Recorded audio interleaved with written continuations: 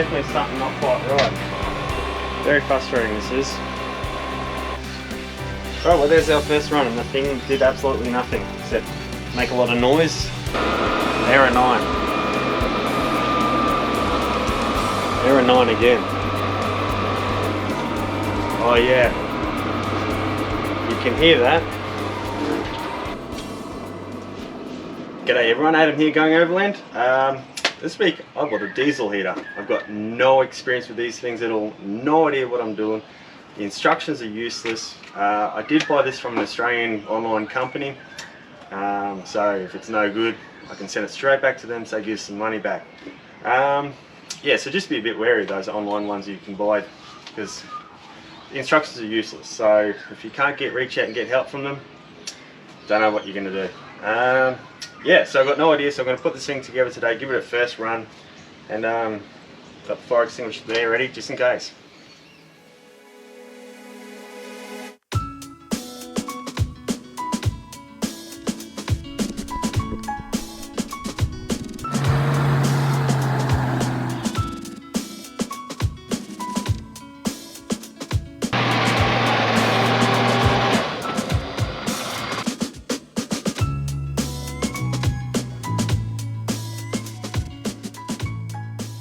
Alright, so this is an 8 kilowatt system. It's all in one. So my thinking of that is in Australia, especially where we live in Queensland, you only need a diesel heater 2 times a year. We are hoping to head down to the snow this year, so I wanted to try this out. Be very comfortable hopefully at night time sleeping with it.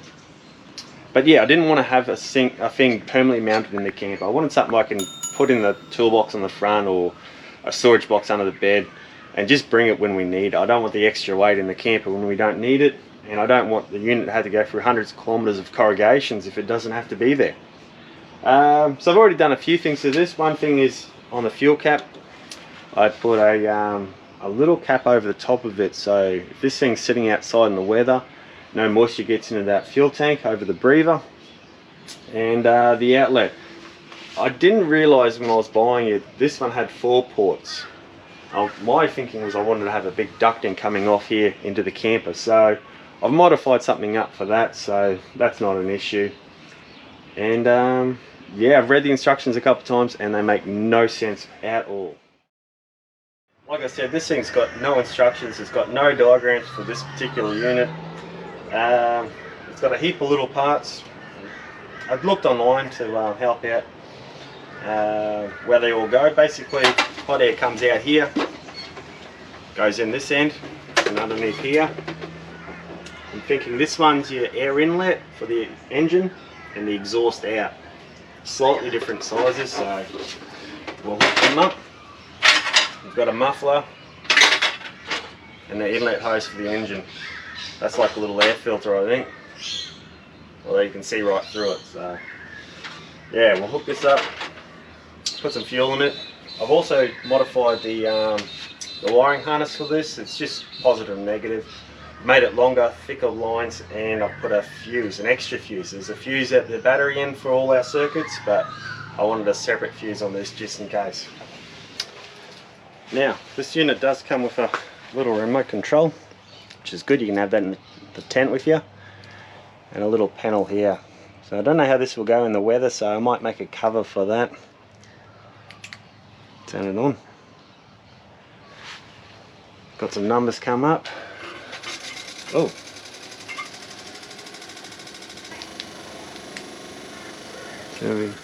Oh, he's turned off.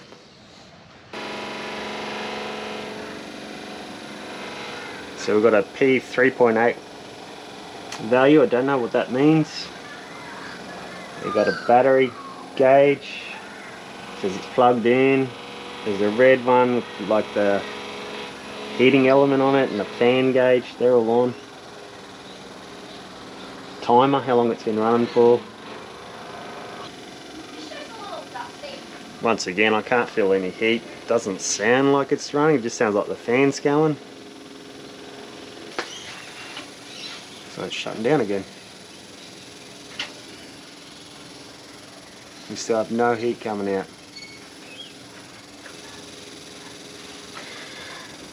Well, this is fun, isn't it? Oh, I can hear the fuel pump. That ticking sound.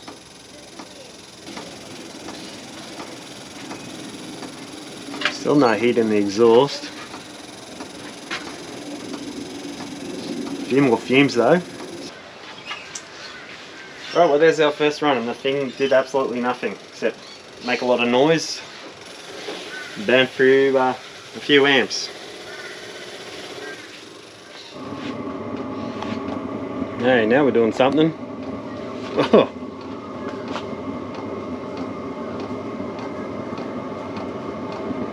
It's taken a while to get to this point. The battery went flat on the GoPro, but holy moly. That's nice, diesel fumes through the car.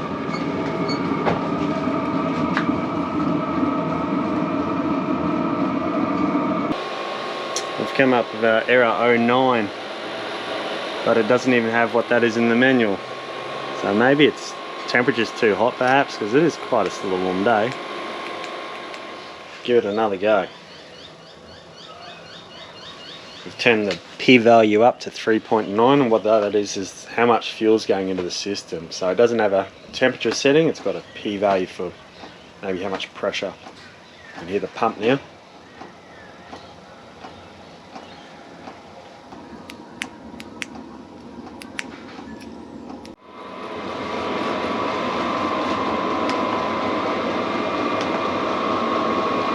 So the internals are 140 degrees and rising, 160. Nice warm air coming out. No errors yet. Error 9. Error 9 again. Quite a fair bit of smoke coming out.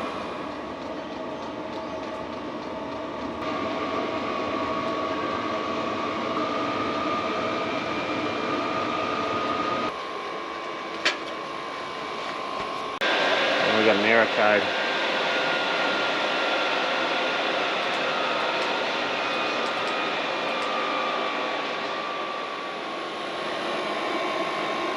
I think the engine's shut off. It might have just gotten too warm, I don't know. Better get my phone out and Google what that means. Error 9. Yeah, you definitely don't want to be doing this the first time you take it out. You'll definitely want to have a turn at home before you go. Because now I can't turn it on.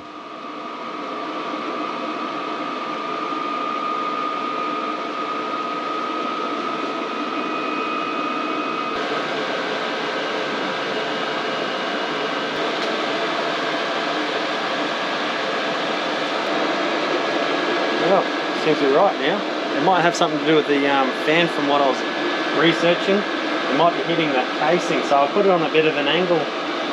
So I just noticed it was making a funny noise when I lifted it up. Like the fan was hitting. Maybe that's what it is. I just got to adjust the casing inside this box.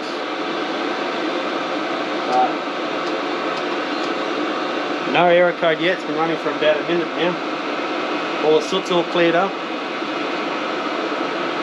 Hot air coming out of there, that's for sure.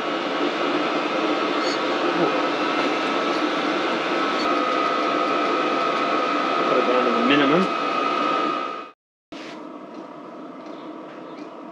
Yeah, internal temps are starting to drop now to 220, 210. It's pretty quiet, actually. I'm surprised how quiet it is.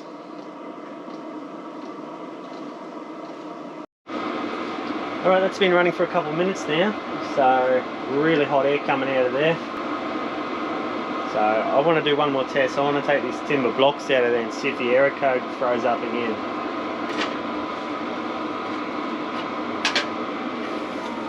Oh yeah, you can hear that. There's definitely something not quite right. Alright, we've got it sitting on some even blocks now. The exhaust has got a little bit more clearance. I bent it a little bit different as well. We'll see if that fan rubs again. It's funny that it'll do that inside this unit. It's all built into one thing, so Yeah, you wouldn't expect it, but you get what you pay for, I suppose.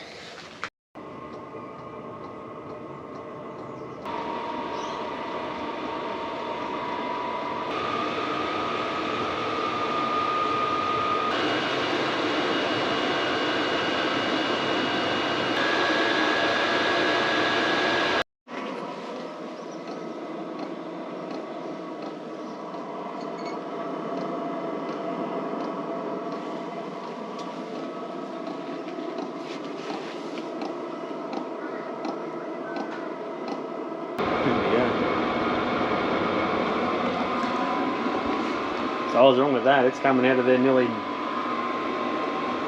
90 degrees. That's hot. Alright everyone, that's been running for about an hour now. It's been going really good, flawless. Not too noisy. A little bit of noise with the airflow and all that, but yeah, not a problem to sleep with that sort of volume.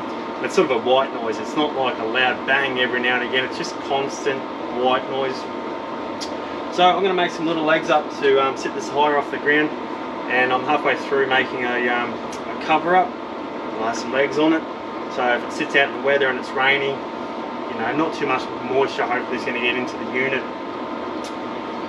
Yeah, I was look a bit skeptical at first, especially with those issues straight away I was having, but yeah, time will tell how good it'll be, but I'm excited to go try it out a few times before we go camp in the really cold areas.